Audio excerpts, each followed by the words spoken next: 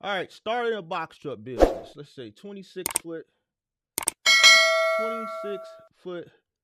box truck. Excuse my handwriting. Let's try this again. Let's try to make it as neat as possible. Let's see. 26 foot box truck business. Let's see if we can draw a straight line across. Ooh, blue. All right. 26 foot box truck business. All right.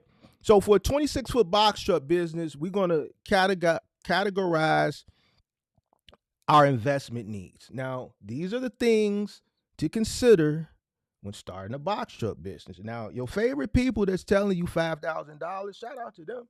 They doing what they supposed to do. They trying to get you in so that you can spend money. And there ain't nothing wrong with that if that's what you want to do. But now a true business person is going to think about these key four investment needs. One,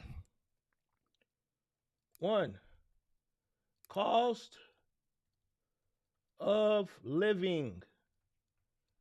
All right, we ain't gonna worry about the handwriting. All right, I don't use this thing that often. I'm gonna try to use it more often. Why do we want to think about the cost of living? Because if you quit your job or if you're saving up money or whatever you're doing and you go into this box truck business, 9 times out of 10, you're going into it full time. And this is going to become the source of revenue that is going to cover your cost of living. You have to think about what if the business doesn't start on the right track. A lot of people think when they start the business it's going to be instant, gratification. You're going to start it and you're just going to start making money right away. They don't understand, or they don't even know something like a learning curve exists. They don't understand about building relationships. They don't understand about the what ifs. Some people come in and say, well, we ain't going to think about the what ifs. Well, you can't go into a business. You can't even really go into life. You have to prepare and plan for the what ifs. There's a numerous amount of variables that you have to consider when starting a business. And one of them is the cost of living. All right. What does it cost you to live? Can you cover it for 6 months? Can you cover it for 3 months? If you can't, then it's probably not a good investment at the current time. Now, some people, when I say this, they get upset with me. If I'm starting a business and I have $2,000 a month to pay rent and I spend all my business, here they go. They're here right now. They just hit the thumbs down. Shout out to you. I appreciate you. Happy New Year. If you tell a person, listen, you got 5,000 or 10,000 or even 15,000, let's say 20,000, you start your box truck business and you exhaust it all. And things, let's say you do make money, but you don't make enough to sustain the business and sustain your cost of living, then what happens?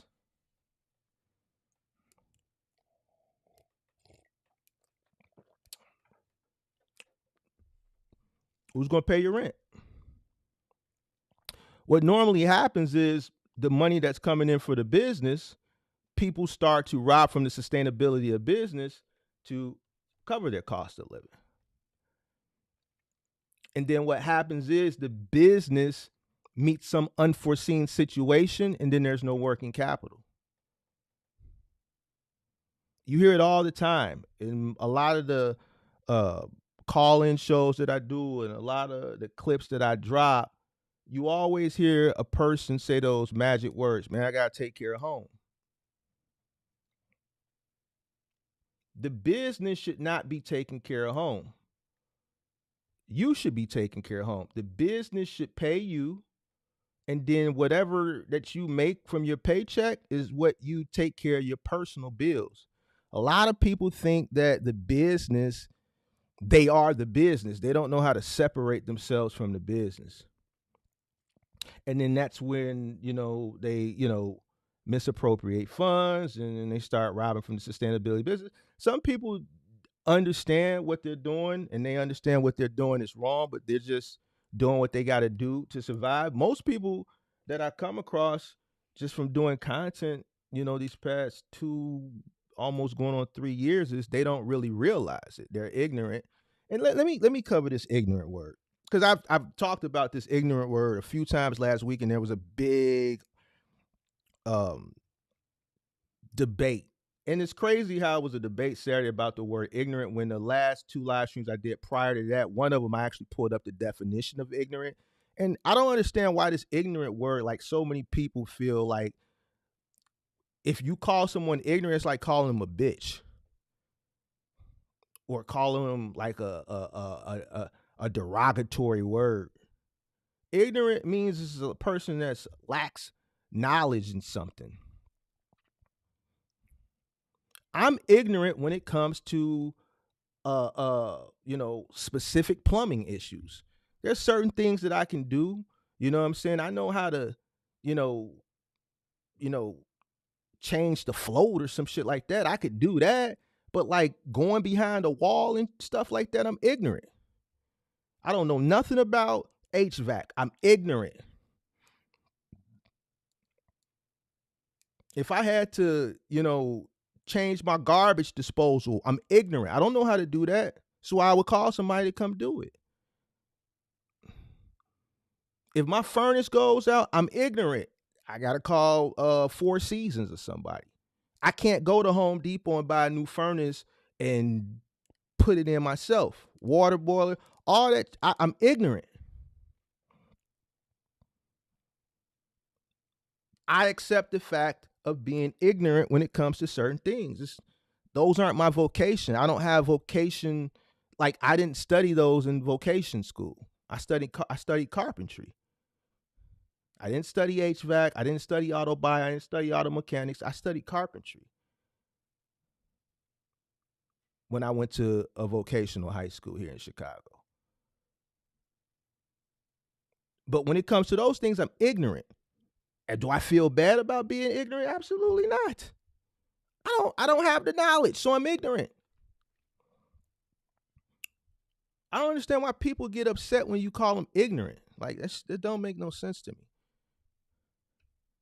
So cost of living is one of those things that you have to consider. Me personally, listen, with my cost of living,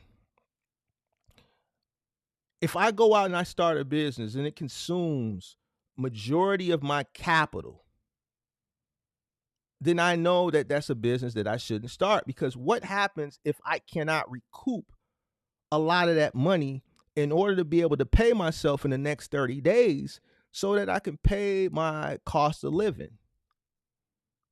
Why would I do that? Why would I put myself out on Front Street like that? The last thing I want to do is be homeless.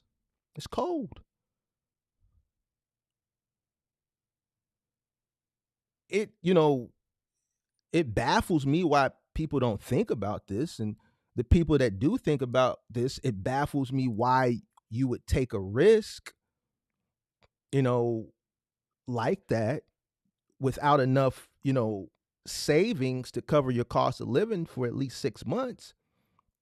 It baffles me on some of the people that I talk to that have families that are willing to take these risks, like the African guy a few weeks ago with very minimal money with 3 and 4 kids. Like that baffles me. All right. But cost of living is something that you should consider, and you should have at least 6 months. If your cost of living is $3,000 for the month, and to me, I don't know, everybody's cost of living is different. But if you got a $3,000 cost of living, then you should have about $18,000 saved up. Now, obviously, there's one person here that disagrees with me, but that's the rule of thumb. All right. So with that one person that disagrees, that's cool. But there's people out there tell you, oh, don't worry about it. $5,000, go to the low board, you're going to make money. And then in 30 days, when those 30 days don't pan out the way you expected them to, are they going to come give you that $3,000 so that you can cover your rent, your car note, your utilities? The only thing that I do is come up here and give you things to think about and consider from a logical perspective. I'm not here to tell you what to do. You can do what you want to do. just know life is about choices and decisions. If you go out and you make that ill-advised decision by taking very minimal money and taking that risk when you have a low risk tolerance, and things don't work for you right away, because in most cases they won't, and then in 30 days, listen, when it's all on you, I don't know, maybe some people ain't adult, but them 30 days come around real quick. It ain't like when you a kid and you ain't got real bills to pay and stuff, and you just living, and you all you got to worry about is nothing. It seems like time moves slow. But when you got real responsibilities, like them 30 days come around, even when you got bread. Even when you got bread, it's like, bro, man, god damn it, it's January 1st already again. It seemed like it was just December 1st. Time start moving real quick, don't it? If I'm lying, let me know. So you gonna start the business, you gonna spend all your money starting a business, and you just gonna assume that you're gonna make enough money to sustain the business and make an extra $3,000 to pay yourself that first month to cover your cost of living. But there's people that really, when I say this, they get really upset with me. I don't understand. It's crazy to me. I don't understand why things that make sense don't make sense to some people. All right, so the next thing out of the 4 thing investment needs that you want to consider is your initial startup cost. How much is it going to cost you to start up the business?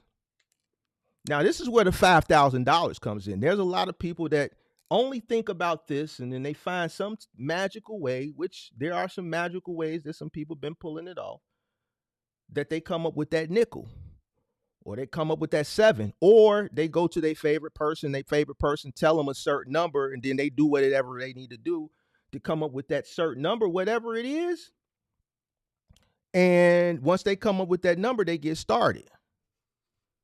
I've had a bunch of people that have come up with whatever that magical initial startup cost is, and that's all they came up with, come to me directly. None of them, on everything I love, have said they came up with that number on their own. They were all coerced into a specific number from somebody, different people. And when they came up with that number, they went all in. Most of them on average didn't last 30 days. All right. The magic number always ranges somewhere between $5,000 and $10,000.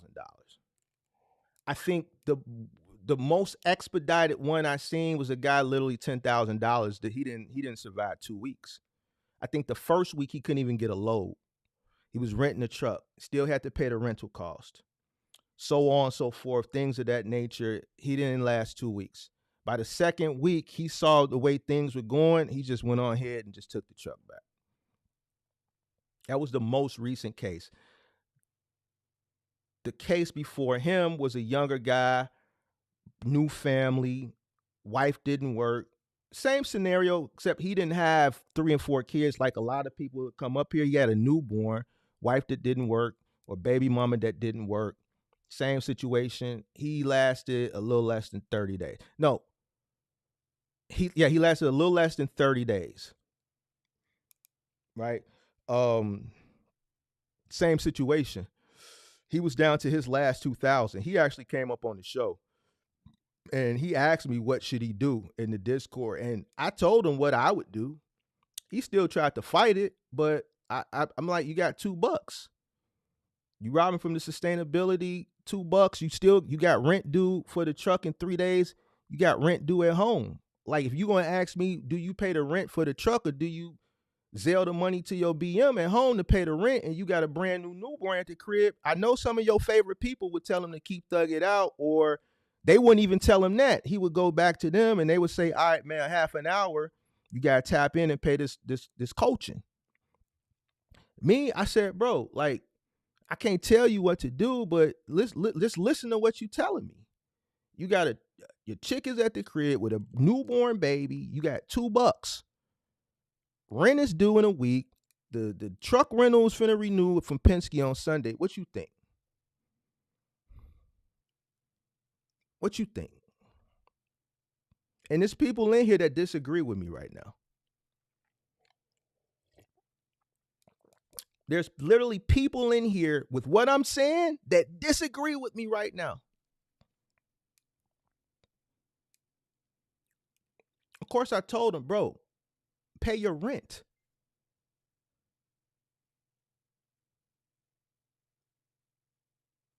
Pay your rent.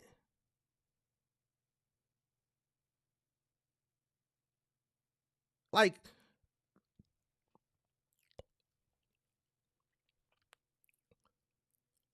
I be looking for other content creators to say things like this, and I never see it.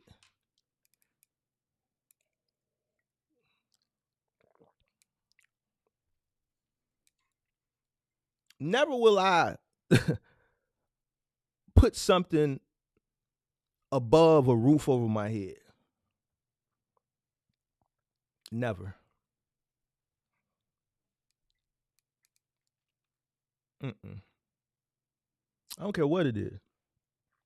If it come down to push the business or roof, if it gets down to that, it's some levels you can push. You might still have some room to work with, but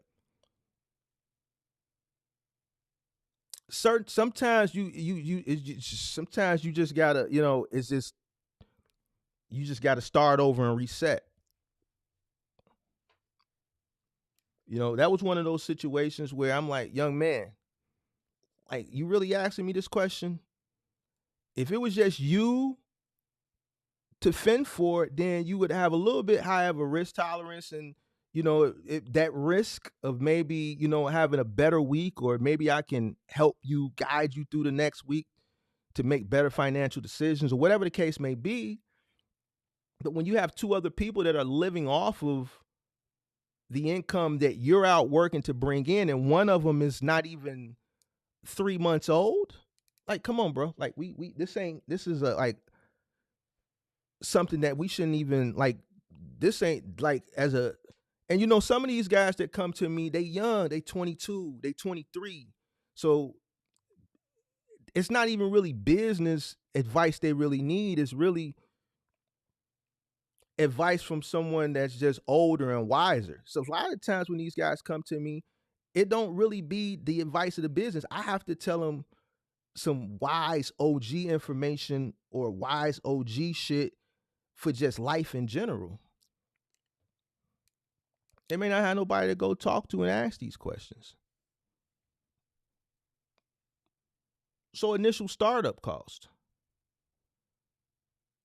All right. And all these four things that I'm listing have their own set amount of money. So initial startup costs would be added to that cost of living. So whatever it's going to cost you to start the business, you need to add that. Everybody's startup cost is going to be different. I have my thoughts on what it should cost you depending on how you're coming in and what you're going to be doing, but I'm not going to get into that this live stream. I'm just giving you the things that you need to think about. Shout out to everybody that's coming in. Make sure you guys hit that like button. All right, working capital.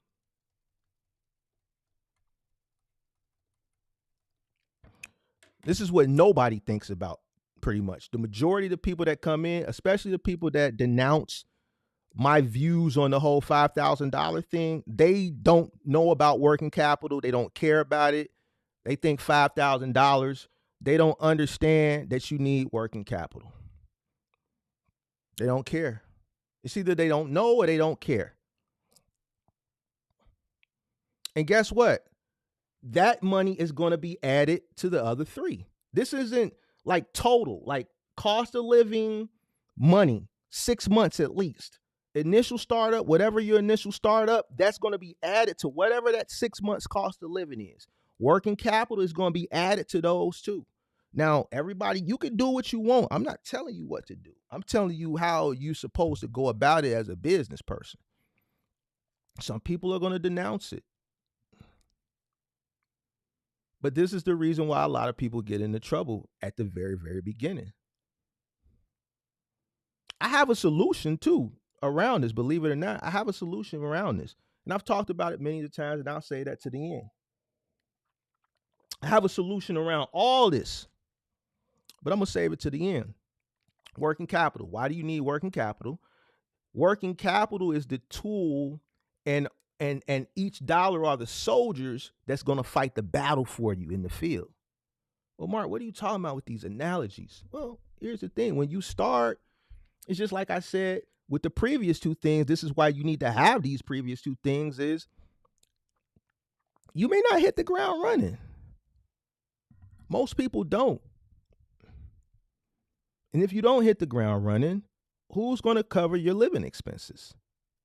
Especially if you operate the first month or the first 2 months while you're trying to conquer the learning curve and figure things out, whichever lane you're in, whether it be middle mount, final mount, you might not, some of these contracts, I've had contracts in final mile where we didn't get the first settlement for 3 weeks.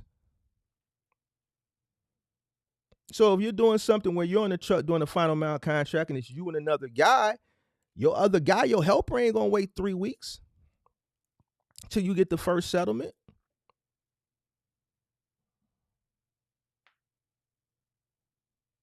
There's a bunch of different variables. Do you have enough money? If you're renting a truck, and like a lot of people do that come in with just enough money, they think they're going to go to the load board right away and start running like that 28-year-old guy. Well, as soon as we do the first load, I'm going to get some money back and then I'll put some gas in the tank. Well, what if the first load don't go for you? That guy never been on a truck, never wanted to get on the truck. So guess what? He would have rented 3 trucks, put 3 guys out there that wouldn't have had adequate or proper training.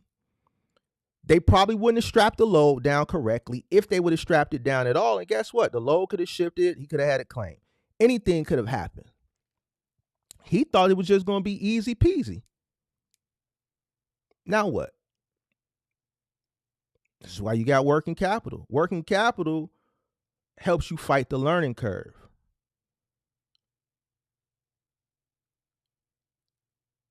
It gives you a peace of mind. You have enough capital there that you're not starting your business broke from settlement to settlement or check to check.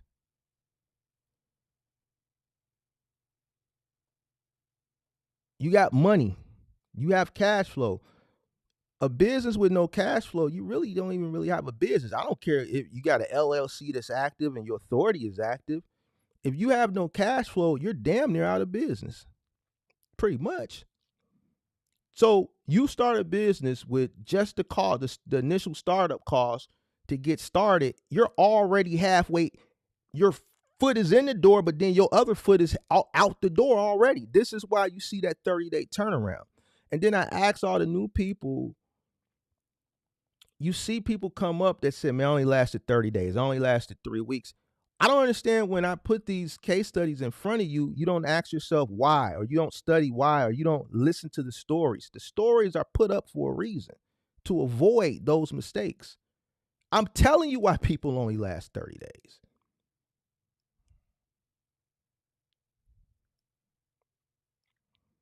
Imagine being a restaurateur and opening a restaurant and starting a restaurant with just enough money. What if no one comes in? What if what if not enough foot traffic frequents the restaurant? How are you going to pay that $5 or $6 or $7 or $10,000 rent in 30 days when you don't have the foot traffic? This is why you need working capital. This is why you need to have 6 months cost of living. Why? Because if you open a restaurant, you may have to invest money into marketing, doing grand opening sales, letting people come in and test certain products for free. Because if you have if you have great dishes, a person may not be, likely to come in not knowing if the food is going to be good or trash or not to spend their money. You might have to let them test it. You may have to allow enough foot traffic to come in and spend money so that they can spread the word of mouth. Oh man, I went into Man's Chicken and Waffles, and man, that chicken was crispy, and The waffles was nice and fluffy, but that word may not spread for 3 or 4 or 5 months, even with you doing the marketing. So you need working capital to be able to cover the cost of the rent, cover the lights, cover the gas, cover the labor,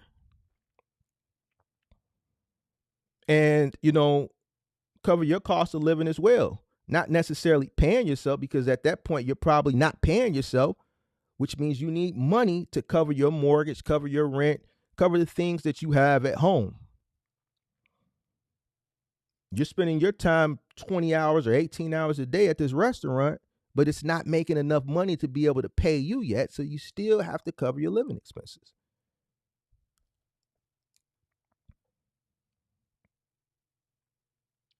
You need working capital.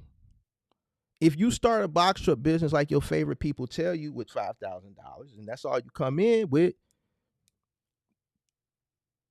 what happens if you have a mishap the first day? We've had people come up that on their first load, truck breaks down.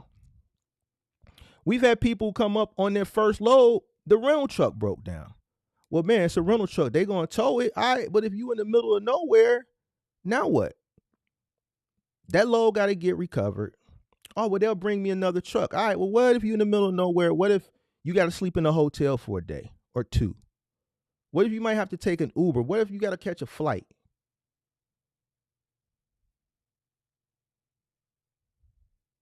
Just because you're in a rental don't mean you won't incur any costs due to a breakdown. We've had people come up with breakdowns and they've had to incur cost. What if you don't get paid? We've had people that come up and didn't understand how factoring works.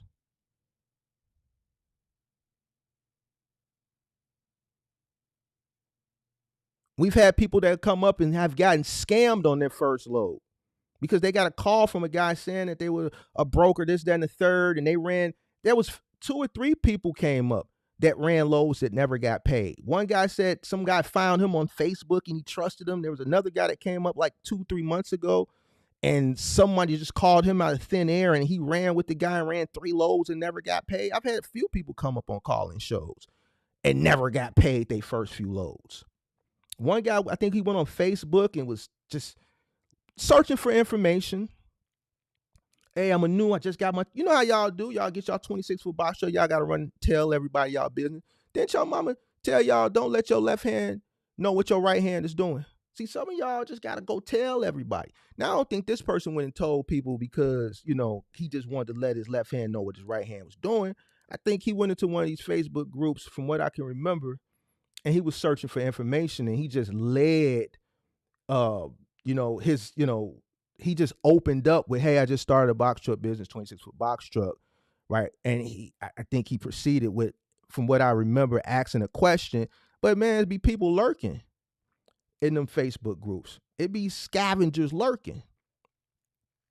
Even the guy that came up last year on the Wiseman podcast, the young brother whose truck broke down and the tow was $5,000, and he didn't have the $5,000 to get the truck towed, and he had to call his grandmother to loan him the money because the tow truck wasn't finna tow it unless he came up with that nickel.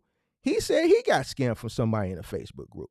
So anyway, you got people perusing through them Facebook groups that target people that they see that's on the new. Now imagine being on the new and being gullible and being naive. And this may not be your situation, but it happens. I know it happens because I've had a multitude of people that have come up here and it has happened too. And it's in the content. Imagine running a couple loads and not getting paid and you ain't got no working capital. The guy who had to borrow the $5,000 for his grandmother, he ran a while before he realized he was getting scammed. He just kept giving the dude chance after chance after chance after chance after chance. Go back and look at that live stream. The guy, one of the last clips that I put up, maybe like 2 weeks ago, the guy from Colorado, he got scammed for 3 loads.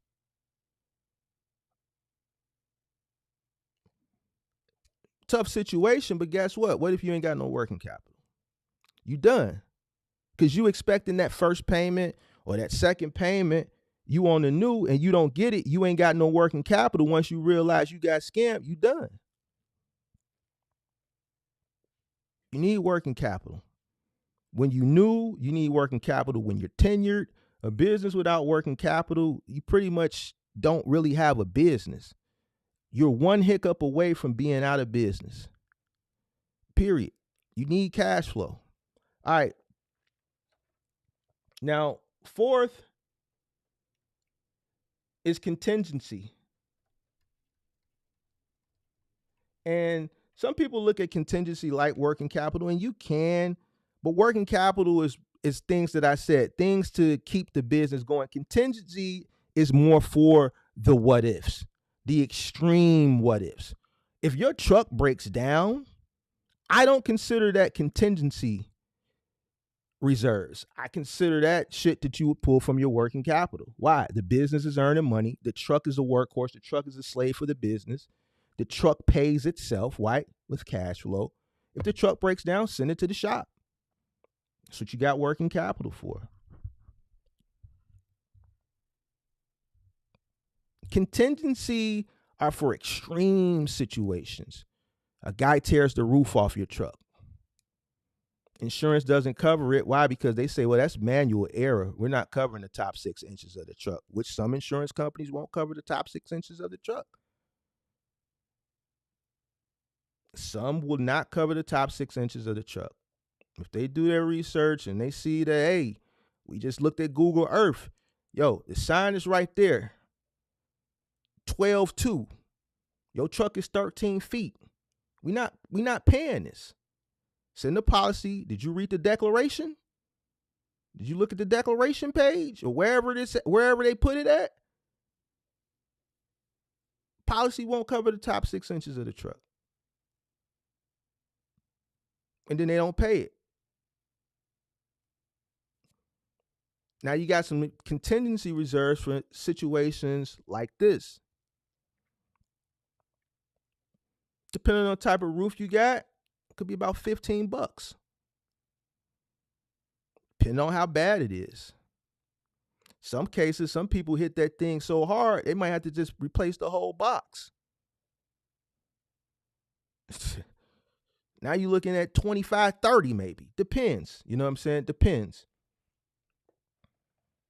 If they just went under the thing and they just peeled the roof back like a sardine can, about 15 grand.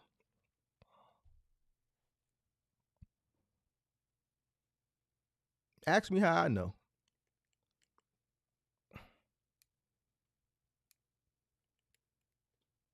I'm in Chicago. We the intermodal capital. We got viaducts and bridges everywhere. Everywhere. You can't avoid them here. You got to know where you're going. You got to know how to move in this city.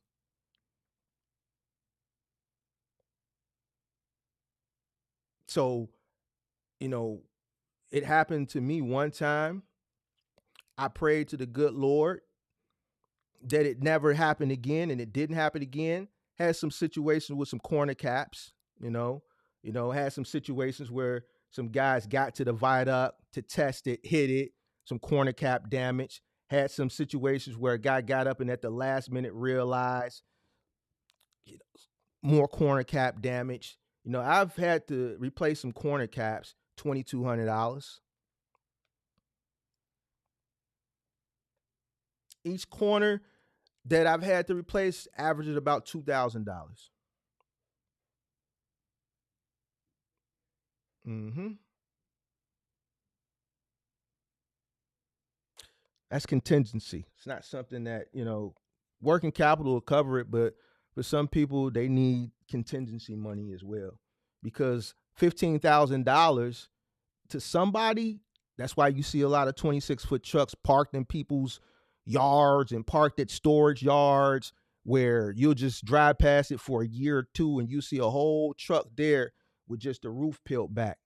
Like, damn, why? Because they ain't got the money to fix it and the insurance might not cover it. There are insurance companies that just will not cover it.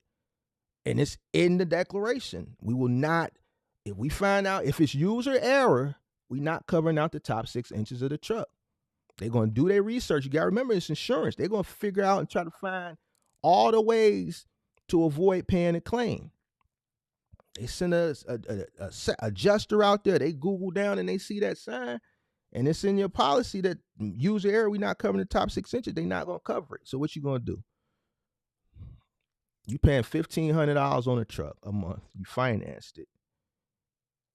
And one of your drivers them peeled the roof back. You got to have bread. People don't think about this stuff.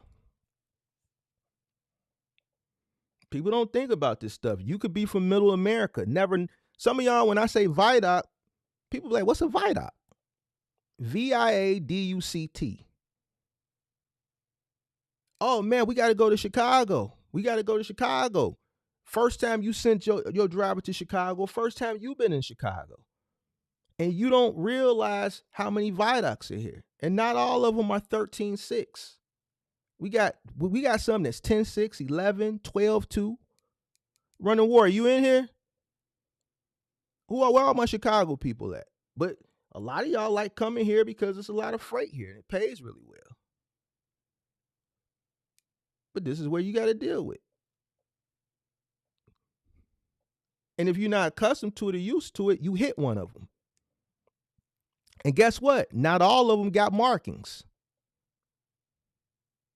Not all of them got markings. So, you got to have money prepared for that. All right, so boom. Cost of living. Let's just run through it real quick. What do you consider for cost of living? Your rent, right? Or your mortgage. I gave an example with all costs of living included in the $3,000 example that I put up there. And that's very modest. Obviously, if your cost of living is higher, you need to times 6. Rent, mortgage, utilities, groceries, insurance, whether it be your auto insurance, your health insurance. Remember, you quit your job. I see there's a trend going on where there's a lot of guys working and they're telling their wives or their girlfriends not to work. So now someone has to pay for the insurance. For the ones who have girlfriends or wives that still work and you're married, then you can obviously use the spouse's medical benefits if they are in a career that provides it for the family. But like we see, if you watch my channel, it's like more than 80% of people come up here, their spouses or their girlfriends or their baby mamas or whatever don't work. A lot of guys don't have health insurance, all right? But you have to factor that into if you're doing things the righteous way, and then miscellaneous discretionary funds. You have to account for all that. And then times 6. I used a very modest example here, $3,000. When I be asking people, $3,000 to $3,500. A lot of people say they live very modestly. I don't know if that's true, because that seems like a very low number to me. But then again, I'm in a big city where it's costly to live, so I don't know. But a lot of people, when I ask them, they say 3,000, 3,500, 4,000. That don't really sound realistic to me. I don't know. I'm ignorant to the cost of some of these smaller places. But if, whatever your number is, then times 6.